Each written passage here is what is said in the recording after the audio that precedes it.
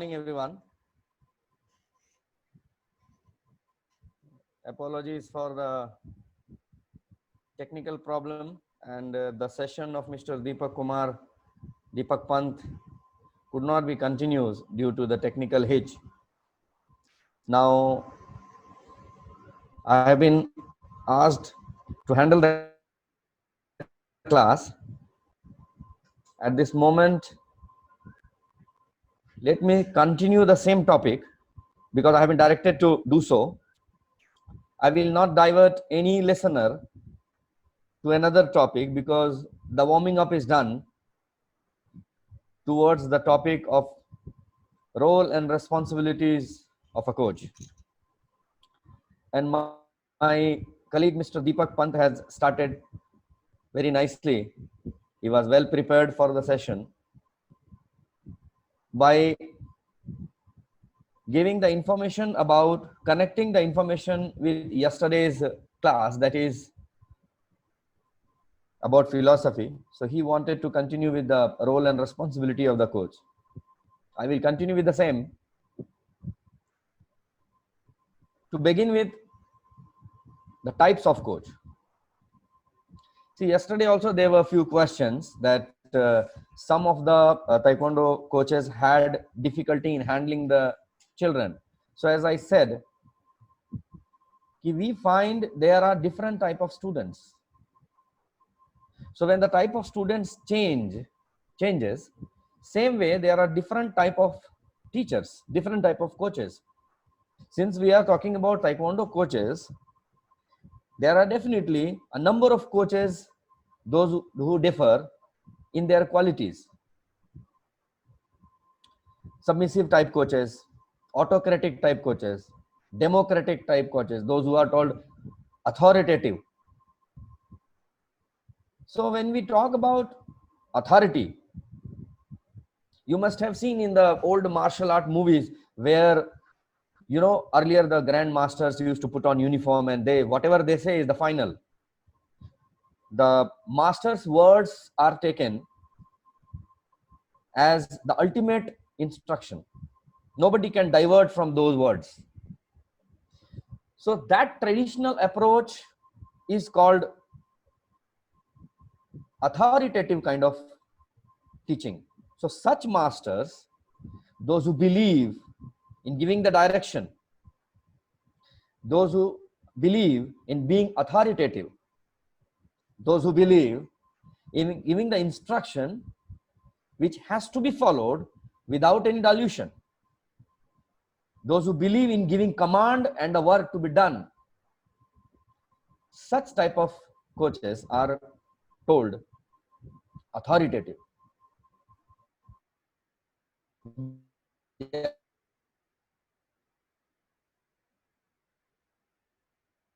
are the authority.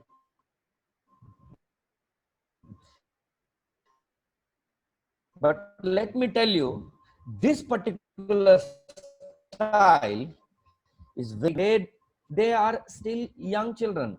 The children's psychology is entirely different than medical psychology and sports psychology.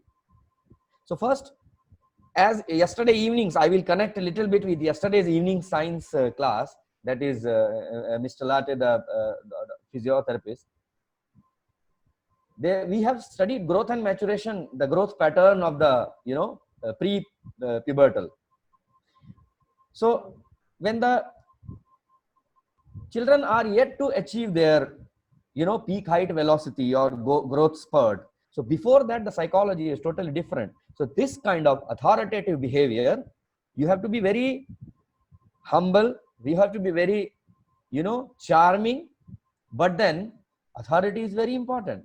You have to set firm rules of your Taekwondo class that this is to be done and this should not be done. And do's and don'ts of your class should be very much clear to the young children, and here the authority plays a very good role. Like this, there are few more different type of coaches. Autocratic, we say submissive type, where things are understood, they are the good listeners, and they make their training program by listening to the athletes. They give their inputs, they listen to their problems, but then this kind of training style, I will take it as an example. I will try to give you example. Say for example, we have in India, there are different taekwondo teams. Like yesterday I said, we have got services team, we have got CISF, CRPF, coaches employed with such departments. They have to handle elite athletes, they have to handle those who are already grown up. Somebody is married, somebody is international, somebody is already experienced taekwondo for a long time. And then the behavior of the coach has to be very, very matured. You cannot behave like small children, and you cannot be just authoritative. Definitely you are in a position where you are going to handle the senior athletes, but then it is your prime responsibility to listen to them, because जिसे हम हिंदी में बोलते हैं उम्र का तकाजा। तो एक समय पे आने के बाद उस उम्र के लोगों को जीवन का अनुभव हो जाता है, तो उनके साथ अथॉरिटेटिव बिहेवियर करना लाजमी नहीं है। इसीलिए वहां पे एक बहुत ही अच्छा लिसनर होना जरूरी है, so that you can understand. Now the coaches those who are working in different schools as a taekwondo coach, you have to handle different type of children. They come 40 minutes of period once a week. I have heard from many people that, sir, I get only 40 minutes to teach. So their time at hand is not enough. So what they have to do is, they have to focus on bringing them to one martial art discipline where the teaching takes place automatically. Famous scientist Albert Einstein said, I do not teach my pupil. I repeat, famous scientist Albert Einstein said, I do not teach my pupil. I just give them an environment where they can learn. So the teaching is a process which is purely depending on the environment. If the environment of teaching is not good, the learning will never take place. Even though you are a good coach, even though trainees are talented, environment makes a huge difference. And that is what are the qualities of the coach, where they try to make adjustment in the environment, adjustment in their teaching style, and then they try to give the lesson. Now I will show a small, I wasn't prepared about particular topic, but I feel that the topic which I have is again almost linked with this. So since the time at hand is another 10-15 minutes, so let me share a small introductory topic which is related to taekwondo teaching, coaching, and different type of subjects which is related to the responsibility of the coach.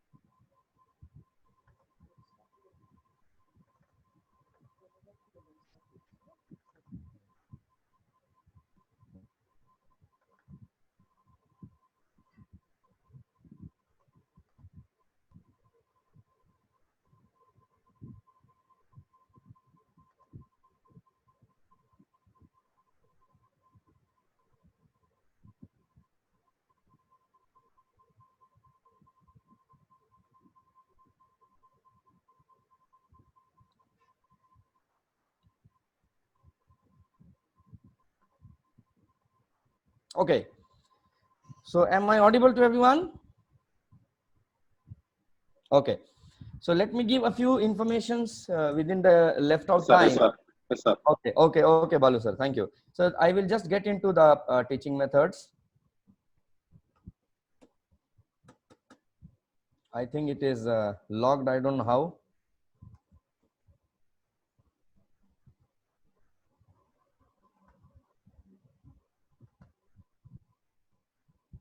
Balu sir, can you just check? I don't know how it is logged. can control from there, sir. No issue, sir. Okay.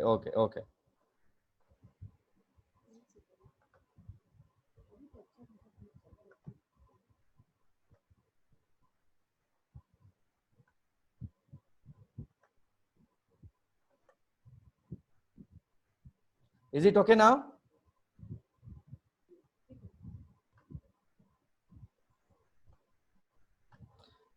Okay. So the meaning of Taekwondo pedagogy, it is a science and art of education. Pedagogy is learning, teaching, the science of giving and taking education, informations. When it comes to sports pedagogy, the meaning is little broader because it directs towards the sports by which children gets the science and art of playing sports. Then we come to martial art pedagogy, education process of any traditional form of oriental self-defense or combat art that utilize physical skill and help individuals gain confidence, improve focus, and get in shape.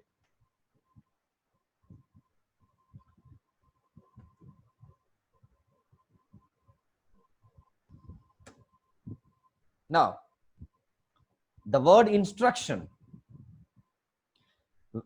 See, there are many Taekwondo instructors sitting here and understanding about, discussing rather, about teaching and learning. So the instruction का मतलब होता है शिक्षण देना, प्रशिक्षण देना. तो इसके दो बड़े मतलब हैं.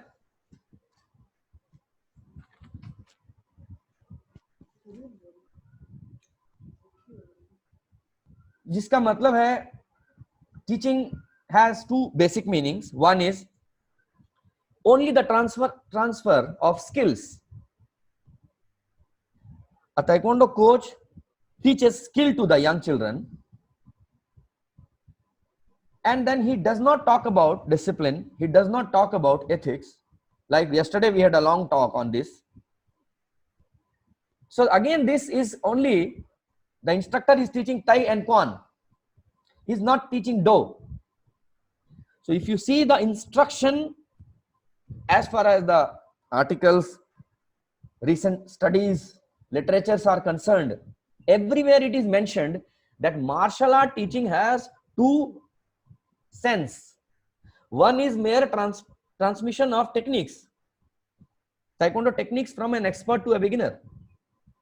And the second is a broader sense, where the skills are superseded.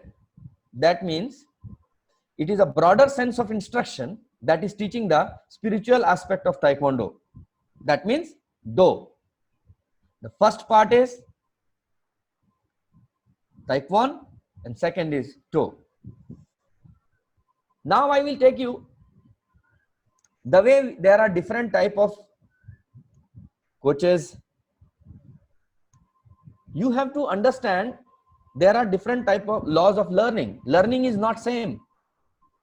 There was a famous philosopher who has given different laws of learning. His name was Edward Thorndike from United States of America. According to him, there are three primary laws of learning. First law is law of readiness. Law of readiness.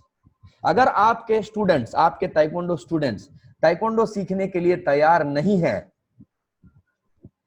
तो आपकी teaching ठीक से शुरू नहीं हो सकती है, क्योंकि ये लर्निंग के लॉ है. इट इज देयर लर्निंग की tendency, preparedness, the tendency of learning should be aroused from the learner.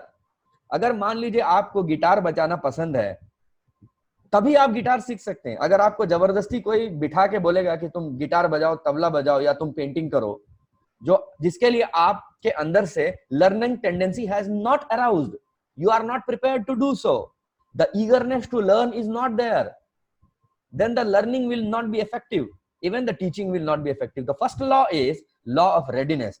readiness यानी कि तैयार होने का सिद्धांत, रेडी होने का सिद्धांत. हम ताइक्वांडो में छरियत, चुम्बी करते हैं. चुंबी इसलिए करते हैं कि क्या हम तैयार हैं। ये एक तरह का कमांड, एक तरह का सवाल है जो परफॉर्म करने से वाले से पूछा जाता है कि क्या तुम तैयार हो चुंबी, इसका मतलब क्या तुम तैयार हो, और उसका एक्शन जवाब देता है हाँ मैं तैयार हूं। तो the learning tendency, preparedness and the eagerness to learn starts the learning. And the second is law of exercise. Things that are most repeated are best remembered. बच्चा सीखने के लिए तैयार है, प्रिपेयर्ड भी है, लेकिन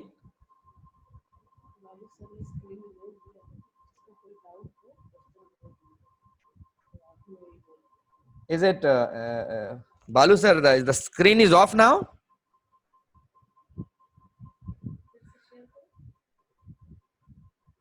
Hello,